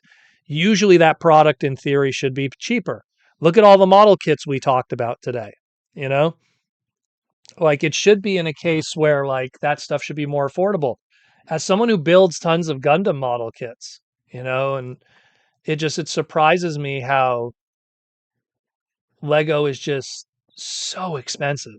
It's just crazy how like I'll look at Lego collectors and they'll be like, "Oh, I bought this brand new set," and I'll be like, they show me a box that's like this big, and it's like $80, and I'm just like, "Oof," you know. And here's me like looking at like a commander class transformer that has all this crazy engineering and everything, and it's an iconic character, and it's probably going to be the one commander class that entire year, and it's not even $80, you know? So it's like, wow, okay. It's crazy how much they spend. I see through her every time there's a new blind bag wave. That's probably the best example. Oh, we got another super chat. I'll get to you in a moment, Chuck. Every time there's a new box wave of Lego minifigs, I right away say to myself, well, there's $100 right there, because she's gonna, if she buys a minimum of like 8 to 10 of them, that's $100 easily. Where it's like me, I'm like looking at, I'm looking at this guy right here. And I'm going like, I don't know, 9.99, $10, maybe next week. You know, like I'm a little more, frugal, I guess. I'll spend when I spend. I'll buy crazy stuff, but I pick my battles. So Chuck with the super chat, how you doing, Chuck? Proto, have you gotten a hold of the panel guy? The panel guy. Oh, you're talking about the the panel dude for TFCon. It's not going to happen for Chicago though. The whole schedule is completely tied up. Completely tied up. Like I said, LA is probably the best bet for the time being. The problem is that when it comes to panels with TFCon, if you want to do a panel, usually what happens is the panels during the day are already pretty much locked in. Because like think about it, right? If you have like 6 guests, right? You're going to have right away how to get into voice acting panels. You're going to have Q&A panels. You're going to have panels that are like, voice actor audition. So you have all this stuff. Then you have internal TFCon staff that do their own individual panels. So you'll have like, good example, Ninjatron's here in the chat today. Ninjatron will do like the Ninjas of Transformers panel or something. Or Goober will do a drawing panel or something. So then those guys get priority. And then usually what's left is the evenings. And the only way an evening panel could exist is if TFCon has extra staff that's willing to be in the panel room to watch over the equipment that's there. Because you just can't have an open panel room uninvigilated, because people could steal stuff. There's expensive equipment there. So that's where it always kind of falls into that silliness too. So usually and I suggest this to anyone, if you have a panel idea for TFCon, I heavily suggest you contact the convention like literally the day that they announce it. And then that kind of gives you a little bit of wiggle room. But Chicago is kind of screwed right now. It's been backed up for a while. I'm surprised Chicago even happened, I'll be honest. I thought they were going to do it somewhere else for the East Coast, but Chicago apparently is busy. Where are we at here? Lego One Piece. You know what I find funny with Lego One Piece? The packaging is misleading. It's not just one piece. Da-doonch. Okay. Anyways, Lord Soundwarp with the Lego I use only buy secondhand toy fair traders. Well, I mean, if you could buy secondhand and nothing's missing, go for it. You know, go for it for sure. Do I have a Bionicle collection? I have a absolutely massive Bionicle collection, all sitting in boxes in the garage, just because I have nowhere to put it and I don't want to sell it. Because I have a rule: if stuff is in storage, it reaches a point where I say to myself, will I ever look at this stuff? Will I ever display this stuff? And if not, should it be in my life? And can I just pass it on to someone else and sell it? But Bionicle, I can't bring myself to sell it because I really love Bionicle. I have a few nearby that I keep in the TF room because I love Tahu, and Tahu's awesome. But I have a huge Bionicle collection because they were so cheap back in the day that Man, you'd be stupid not to buy them back then. Like you used to be able to get like all six capsules for like under $50 back then, you know? And it's something where I have a huge collection of it. A lot of them still with the boxes and the instructions. I have quite a few doubles too, actually. I have to go through it one day and see which doubles I have. Because I bought like extras with this mentality. Oh, I'm going to do the big combiner robot teams and everything. And now that none of this is ever going to be on display, because I bought this huge collection years ago, pre moving into this house, and then realizing this collection is never going to be on display ever. I just don't have the space for it to have it on display. It's just going to sit permanently in boxes. And it's sad. It's sad really. But I can't bring myself to sell them. And I have the comic books and I have the novels from Scholastics. I have all of that. I have the board games, I have the video games, like, right here in front of me. A mix and match of stuff. Toa Khan and everybody. A little bit of everything there from the McDonald's ones. I love Bionicle, but I wish I had a place to display it, and I just don't have the space for it. I don't. Between the Transformer room we're sitting in right now, the video game room, and the miscellanea manga room, and the miscellanea manga room, it has her Lego stuff, but there is no space for my Bionicle stuff. Just, Matanui, that big yellow one, which is like the size of like Scorponok G1, you know? Takes a lot of space. Brutaka, I remember Brutaka when I assembled it, and I'm like, where am I going to put this thing? Brutaka's massive. Lord Selma Proto, I'm the same. I have all mine in storage, and I love to display them. Because you know what sucks? Because you would save so much space too if you didn't have those awesome packaging that it comes with. It's not like it's a cardboard box that you could flatten and then store it away. No, they got to come in those cool plastic capsules that if you threw those out, you'd feel so guilty. Like the packaging is awesome. Like Bionicle is a nightmare for being like. There's guys online that you see their Bionicle collections, and you just see how much space Bionicle toys take, and it dawns on you like this room here is like every Transformer from 1984 to today. And I see Bionicle collections that take more space than this. And Transformers have been around since '84. Bionicles has only been around since 2001. So it's crazy how much space they take. Crazy how much space they take. But I can't bring myself to sell them. I can't. I just can't. Because it breaks my rule. Everything else, if it goes in storage and I know it's never going to be on display ever, I sell it. I sell it. I sell it because it's just like, to me, it's like, what is my long game? Like, what's the point? It's going to sit in a box in my garage forever, forever. And I'm not going to be that guy. Oh, maybe my kids will want it. Kids don't care about toys, you know. So it's something where it's just like it's the only one where I don't break my, because I remember I had gosh, what was that whole line there? Mystic Knights of Tyrannog. I had the whole line of it, loose. McDonald's toys, the whole thing, everything. And it was just sitting in a box. And I'm just like, oh, one day I'll have it on display with the Power Ranger stuff. And then when my Power Ranger collection and my Ultraman collection and my Kamen Rider collection, all my other Toku stuff started growing, I'm like, oh man, this stuff's never going to be on display. So I just sold it. I had a VR Trooper carded collection. Vangelis bought them all. I just sold them to Vangelis. I was just like,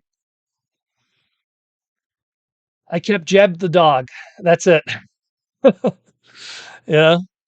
Like it's just, man, like I just, yeah, God.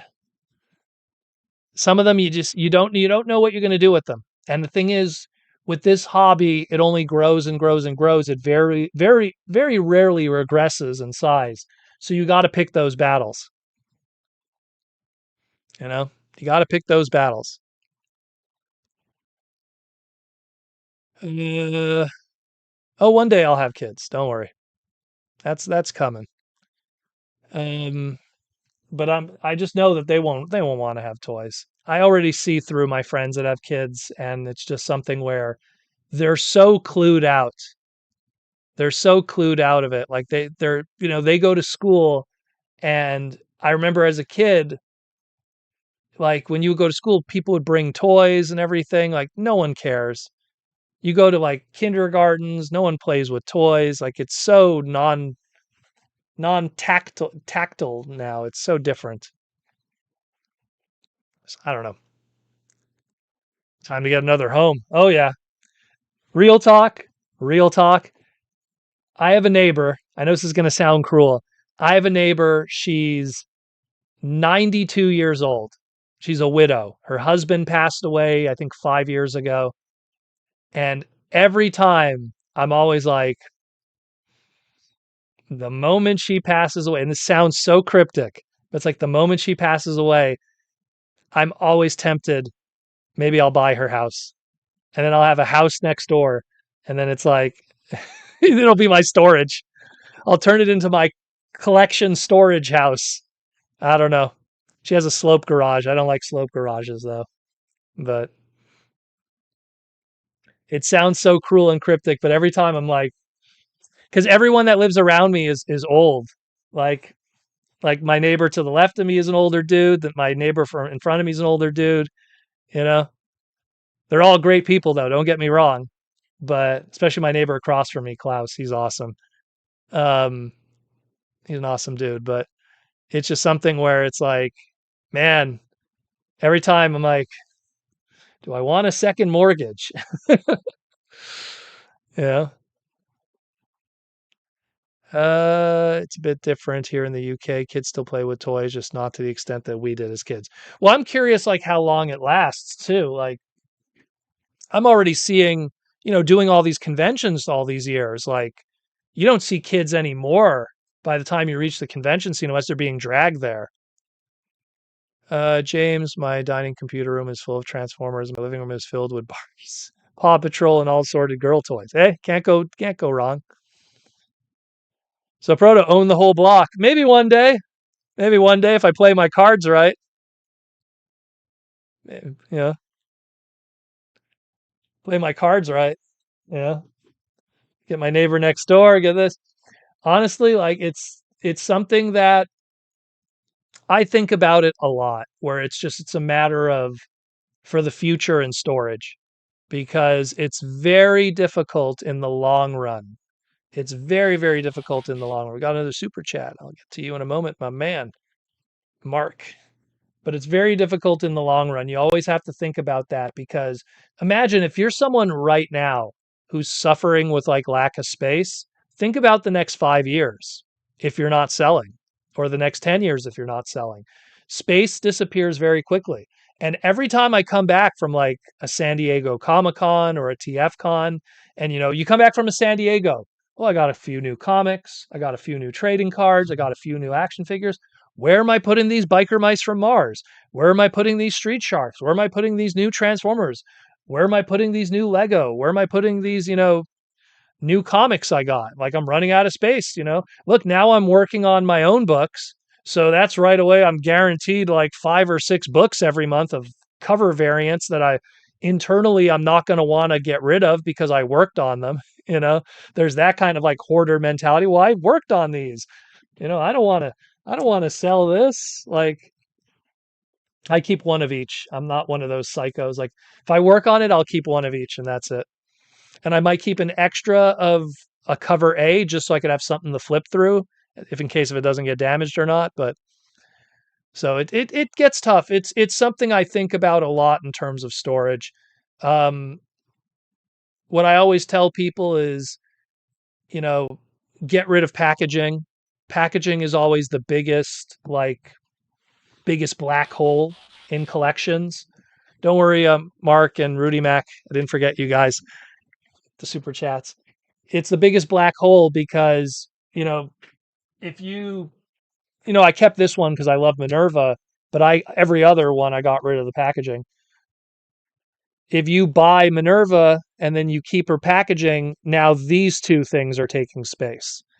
I wish I had her figure nearby. I'll just use Mikey and Louie's Unicron here as a stand-in. Like now it takes two spaces, where if this is gone, this is only taking space. So I had friends, not Transformer collectors, but Marvel and just like miscellaneous action figures. and they kept everything. They would like buy like I wish I had but like they'd buy like a carded figure with a bubble, and then they would just with the X-Acto blade just like go around the bubble to keep the bubble. That way they could put the figure back in if one day when I sell it, as they would always say. And as a result, now you don't even have a card back that's taking no space. You have it with the bubble. And it was crazy. Like he had just these boxes and boxes and boxes of yellowed because now that it's like, the bubble's exposed to oxygen and then it kind of yellows over time. And he had just these boxes and boxes and boxes of half cut carded Marvel Legends bubbles because they came in like this weird bubble card back in the day, Marvel Legends. It went during the Toy Biz days. He had like a whole bunch of those and G.I. Joe and everything during like the early 2000s. And like, no joke, like it was his back room of his house, it was like, it could have been a dining room, but it was just like a back room. And that back room was just dedicated to boxes of empty boxes. And it's crazy when you think about how much space that took. And then one day he just got fed up and he just recycled it all. And I was like, good for you. Good for you. And he did it like 15 years after the fact. So think about it. He kept all of those card backs of G.I. Joe and Marvel Legends and everything. And then 15 years later, he finally gets fed up. He needs the space. And when he went to get rid of it, you don't think he looked into if they were worth anything? They weren't worth nothing. It was not worth it. Like the days of card backs being worth money are so few and far between. I guarantee I could sell a Beast Wars card, a toy with its card back from the 90s, and I probably would get the same price if I sold it without the card back. Here's, let me think of one that hasn't been reissued. Here's you know, Razor Beast. Here's Razor Beast with his card back and tech spec. Here's Razor Beast without his card back and tech spec. I guarantee it's going to sell more or less for the same price. And now that you're selling it with the card back, now it's going to cost more in shipping because of how weird the card back shape is. Now you can't just put it in a small, like little like box that would be used for trading cards for Razor Beast. So it's almost never worth it. Never worth it to keep it in the long run. It takes a lot of space. It doesn't increase the value. It's only if you love the art or something. Let's get into the questions. I apologize for that. Mark Morales with the $5 super chat. Before I was collecting Transformers, my cousin and I were collecting Hero Factory. And then the Bionicle reboot happened around 2010s. I only got one of those Bionicle reboot things. I did buy some of the media related to it because they had a TV show and then they did some one-shot DVDs. And I have one of the books that has like the map of Matanui. So I bought that, but I didn't get many of those sets, unfortunately. By that point, then Bionicles have become modern Lego expensive, so I kind of avoided that. But I love Bionicle. I would love to one day, if you guys would want it, I'll pull out the boxes from the garage and then we'll bring it in the living room and we'll go through the boxes together on like a sunny day. I'll do it like a secret live stream. We'll do it like during the day on a weekday. We'll do it in the living room. We get the nice sunlight from outside, and we'll go through it. If you guys are into that, I don't know. If you're not into it, I won't do it. But you know, that's something that would be cool. Show you all the craziness of Bionicles.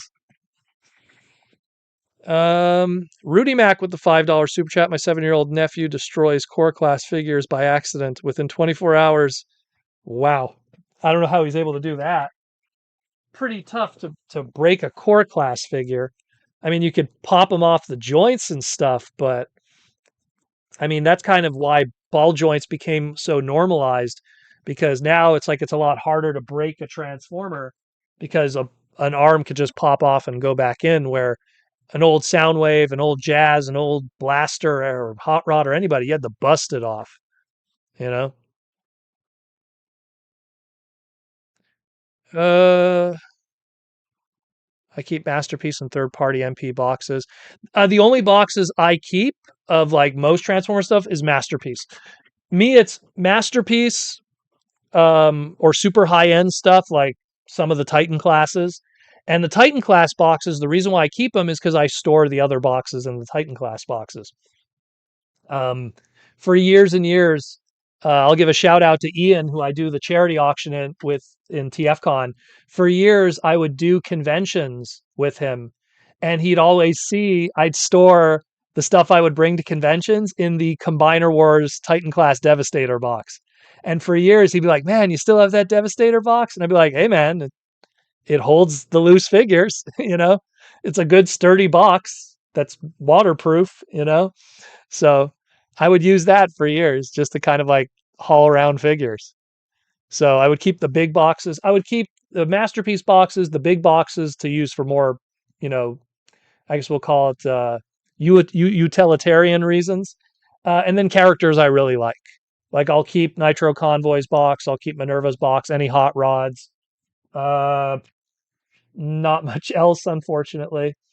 Like these guys here, I'm only keeping them like this for now, just for sorting reasons because I only own two Cyberworld toys. It's Megatron and Mirage. I probably should have bought Optimus this week. And see, an Optimus I might keep carded because I want to get it signed by Josh Perez because he worked on the box art, and then I'll hang that on the wall. But that when it's sealed product, you obviously keep it. You keep the packaging because it's sealed. That's a different story. But if it's opened, I mean, I have a great photo on Twitter. It was, I think I opened every single Revenge of the Fallen toy. And I remember I have one of those like giant recycling bins. I have like one of those huge recycling bins, like the ones that are like 5 feet tall. And I filled it to the top with Revenge of the Fallen packaging. The bubbles, the cards, everything. I just filled it to the top. And because I was just like, what am I going to do with Revenge of the Fallen packaging? You know, like who does it? Does anyone want this Fallen packaging? Does anyone want this? Let me look at it. You know, uh, let's see here. Does anyone want this Hunt for the Decepticons Jetfire packaging? Like no one wants that stuff. Timmy K, Bingo Toys making third-party masterpiece Technobots proto. Are they nice? Is it a nice Lightspeed? Lightspeed's always cool. I like Lightspeed. And does Scattershot have a penis transformation like he always does? James Hopkins, I may stick with Combiner Wars Devastator. Puts it back in the box now that I have Studio Series Devastator complete. Hey, it's a good box. I could speak of that. It's a good box.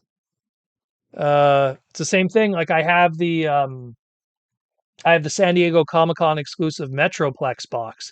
That thing's like, gosh, that thing is like the size of like a refrigerator. It's like a small refrigerator box. It's crazy how big that box is. And I have that in my crawl space because I'm just like, where do I put this thing? And I would feel bad getting rid of it because it's such a high ticket item. Where that one, you never know. You never know. I feel like part of my brain, because I have both the retail version and the San Diego one, if I find out in advance that I know that we're getting a better Metroplex Titan class, if ever that does happen, and you see Proto Man selling his San Diego one, you know what's up. Let's put it that way. You know something's coming. Because it's just like that thing takes so much space. My goodness. Not the toy, the box. The box is like huge. There's another great photo on Twitter somewhere. I think Josh Perez took it. It's me hugging the box, and the box is like engulfing my body. And I'm a 6'1" guy. So it's like, that's a big ass box. Uh, I want it. It's more stylized, but they look cool to me. Oh, I like stylized. Anything that looks different than what like Hasbro would put out always catches my attention. T-Formers 2002. I don't open my Super 7, so I only have an empty wall. But now it's been filled with carded supers. Well, see, that's the problem. Like Super 7 has really nice boxes. But the problem with Super 7 is you, like the Ultimates specifically, if you have Super 7 Ultimates, you put your figure in display, you pick those two hands and that one accessory and that one weapon, and then you have 20 other accessories that are stuck in a Super 7 box. Let me grab a good example I have here. This is the Scarlet from G.I. Joe. You know, you display Scarlet. Yeah, you pick the one head, you pick a couple hands, but then what do you do with the rest of this? You know, it's nice packaging. It's kind of cool, but what do you do with that after? You know, the Transformers RED line, I had kind of the same problem where you'd buy that figure and it comes with extra hands or heads or something, and I would just chuck the box and I just have like a Ziploc bag of all the weapons, and I just hope that I don't mix up like Prime RC's hand with Cheetor's hand or something. What do we got here? Timmy, I got the JP version of Titans Metro. Oh, you got the Japanese version. Well, Japanese version's kind of like the San Diego one, except it has different stuff in terms. It has the chrome, but it has other different things. Time is it now? Oh, we're almost done. We got 2 minutes left. T Formers 2002. Oh wait, I want to make sure I'm not missing anything. Okay, T Formers 2002. I just have the standard ones. Haven't picked up any of the ultimates yet. Ultimates are awesome. They're just really expensive. Although a certain big bad toy store is blowing out all the GI Joe ones ridiculously cheap. You could buy Ultimate Snake Eyes for like $14. Again, if you follow the Transformer Slag podcast and you're part of the Patreon, you could join the Discord. And in the Discord, we put all the sales. Big Bot Bodega. I have a tackle box full of hands and then I started keeping a box with stuff. Well, that's me with like G1 extra stuff. I have it upstairs. I remember I was going through it. Like all my G1 stuff, like you buy a G1 figure, it comes with extra missiles, extra guns. I have like a huge tackle box of everything sorted by year. It's like here's 84 guys and all their chrome missiles and extra stuff. Here's 85 guys and here's 86, 87, 88. You know, I have all of that, and that's all upstairs. I had it down here before though because I was going through it for something for a photo. But man, oh man, good old Discord deals. You know what's up. Plenty of Discord deals. It's paying full prices for suckers. Small Ziploc and Sharpie proto. Yep, that was me with the what do you call it with the RED line. It just says RED. I have that with some GI Joe stuff because you have a GI Joe character. He comes with 50 weapons. I have a huge uh, it's like a shoebox for boots, and it's a shoebox that's just filled with Ziploc bags of Ninja Turtle accessories. All the vintage. You buy one vintage Ninja Turtle, it comes with like 20 accessories. And what are you going to do with those ninja stars? What are you going to do with the that pizza looking kunai thingy? You know, like what do you do with all of those? So it's like, man, oh man, I have so much of that, so much of that. It's the same thing with the Mega Man D Arts line that they did, where it's the same thing like Ultimates, where you got all these different face sculpts, different blast effects and weapons. I have a box that's all held in, So think about action figure, but then the accessories take as much space as the figure because you have to have somewhere to store the accessories. Good discussion today because it's all the madness. Do you plan rotating your display your collection one day to give those guys in storage a chance, like the Bionicle stuff? Never. Um, TF collections is permanent because it's sorted by year and stuff. It's a museum. Everything that I did in my house was kind of like planned in advance from a museum kind of mentality. Where like when I would build a display, I'm like, okay, it's going to be this, this, and that. It's very rare that I move things around. I think the only time I ever moved stuff around was maybe in the video game room, only because it was easier. It's kind of easier just to take a stack of video games and move them somewhere. But action figure wise, no, everything is pretty much set in stone. I mean, I have empty spots in the Transformer displays, not the ones just behind me, but the I call it the west wall. You know, like I don't want to screw up the camera, but why not? I'll show you guys the west wall, which will, there's the west wall, which you guys never get to see. 18 feet of toys that never end. But yeah, there.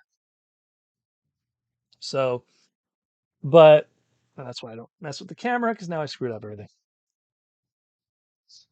Um, but the west wall has empty spots for planning for the future because you never know what I'm going to get. Oh, I don't have Armada Galvatron yet, from Legacy. When I get that one, that'll go in there. Like I have like certain stuff. Not to mention every HasLab. Like HasLab, I'm already planning like for Lio Kaiser for its spot. So there's certain stuff like that. You guys only get to see the east wall, and then there's the south wall, and then there's the center display, and then the west wall, and then all this stuff in front of me right here. And this is just the transformer floor. You know,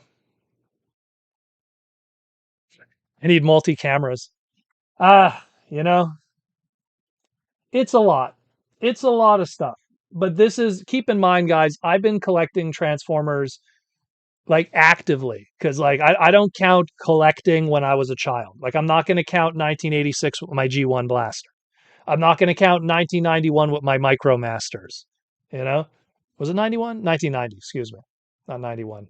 When did the Technodrome came out? Because it was the same year. I remember I got that for a birthday. Um, like I don't count that. 1996 Beast Wars. That's when I actively started collecting nonstop again. Started hunting for the old toys.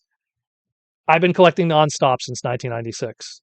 So a lot is built up over the past 30 years. And it's a lot. It's a lot. It's a lot of stuff. And it keeps growing because I'm not intending to get rid of any of this stuff anytime soon.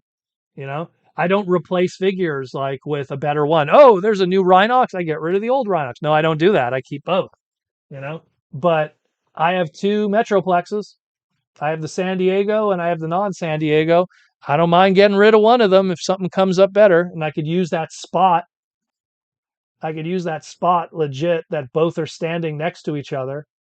Like literally, I have both Metroplexes in robot mode next to each other, wasting space.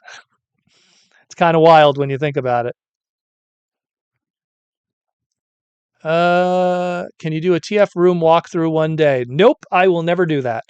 I got a warning many years ago from a close friend that warned me about that kind of stuff because he is a very predominantly known YouTuber. Maybe some of you know who that is. Ridiculously famous, millions of subscribers. And let's just say his parents' house got robbed because what happened is he had a package sent to him, and what he would do is he would send his packages to his parents' to hide his own home address. That person then would memorize his videos of his live streams to try to figure out where the valuables were in his collection. And then he broke into his parents' house thinking it was his house, and he broke his collection's obviously also in the basement. He broke into his parents' house, went right to the basement, realized it wasn't the same house that he would normally stream from, and then escaped the scene. And luckily, his parents had a blink camera, which is a camera on the front of their door, and the individual was caught. But goddamn, you know. So you have to be careful with that because while I have great guys here talking, I don't know who's watching the live stream sometimes, and they're going like, "Huh, there's G1 Minerva over there. She's $2,000." You know, if I knew where this is in the house, I could break in and steal everything. So I'm very hesitant to show the layout of the land, so to speak. I'm not going to let you know where windows are in this room. I'm not going to let you know because then you could probably figure that out. Oh, if I break this window, I get access. So that's something that I was warned many times. When you're a public figure who owns a lot of valuable merchandise, you have to be very careful of what you reveal and what you show, you know, because there's always some psycho out there that's going to be like, look, let's be real, guys. Let's be real. I just told you guys I'm going to be at a convention next week, right? Right? Guess who's not home this weekend? When's a good time to rob him? Good thing he showed a video showing where everything is in the house so that when I bust the door down, yeah, sure, he has an alarm system, but I have 30 seconds to steal something and I know exactly where it is because he showed me the layout of his house in a video that I could rewatch over and over and over to figure it out. That's why. Never. I will never show that. It's the biggest mistake. Biggest mistake that people do. And again, my buddy, again, I don't want to say his name. Some people might know who I'm talking about. I know Jaws D and Dimooch definitely know Josh Perez. But it's something where it's it's testy. It's something you don't want to do. That's why I have a PO box. Just makes things easier. You know? That way my parents don't get robbed. If I send it to my parents' PO box. Protoman lives in the ghetto. What's going on? He has such nice rooms and stuff, and they're gonna go all the way to my parents who lives in Côte de Neige in the ghetto. And they'll be like, Protoman lives here? What the hell? Actually, you probably shouldn't rob my parents. They have a whole bunch of dogs. That probably wouldn't go well. But yeah. Oh, it's already past 2:00. The 2-hour mark. All right, guys, we are done more or less. Thank you for all the love and support. Again, if you want to continue supporting the podcast, again, we got that Patreon link down there below. Come join us on the Patreon. Gets you access to the Discord where you can hang out with us, where we break the news, talk about the news, talk about sales and everything like that. Oh yeah, my cats will protect my collection. The first thing that'll happen when someone busts the door down is my cats are going to leave through the front door. Oh, we're free. That's what's going to happen. That's all that's going to happen. Yeah, but Butters is going to be like, thanks, man. See you later. Trust me. Trust me. Cats are like not good at that. I'll answer James's question. What am I having for dinner tonight? My wife made from scratch amazing siok fan, which is like roasted Chinese pork kind of stuff with barbecue crispy with rice. So she made that from scratch today. So already ate it actually. I ate before we did the live stream today. So it was amazing, absolutely amazing. And there's still leftover, so I'll have more tomorrow. But tomorrow I have to go to the memorial of Mr. Dryden, so I'm going to be doing that tomorrow. And I think I have to print some stuff just to get ready for the convention on Saturday. So again, reminder people, next Saturday there will be no live stream. Aaron, if you're listening, I know you're in the chat. I'm not going to be here next Saturday, so you do next Saturday on yours. So go again, follow the Toy Armada. Go buy stuff from Symbiote Studios, beautiful pins, t-shirts, and everything like that. And support the Has of the Bros because they're bros with me. And that's it, more or less. Thank you, everything, guys. And we'll talk more in the near future. We got a couple of more segments that we're going to be doing Monday to Friday. And then Saturday, I will be, again, at the Mississauga video game show on next Sunday. So check that out, yo. Thanks again for all the love and support, everybody. We topped out at about 170 lives. Now we're down to like 70 because it's the end and everyone left already. But for those who didn't leave, you're the real G's. I'm out of here. Take care of yourself. Take care of your loved ones. Enjoy this hobby and enjoy this beautiful world. It's not as terrible a place as people think it is. Ignore all the political stupidity and just focus on having a good time like cherry wine. I'm out of here. Take care. Peace.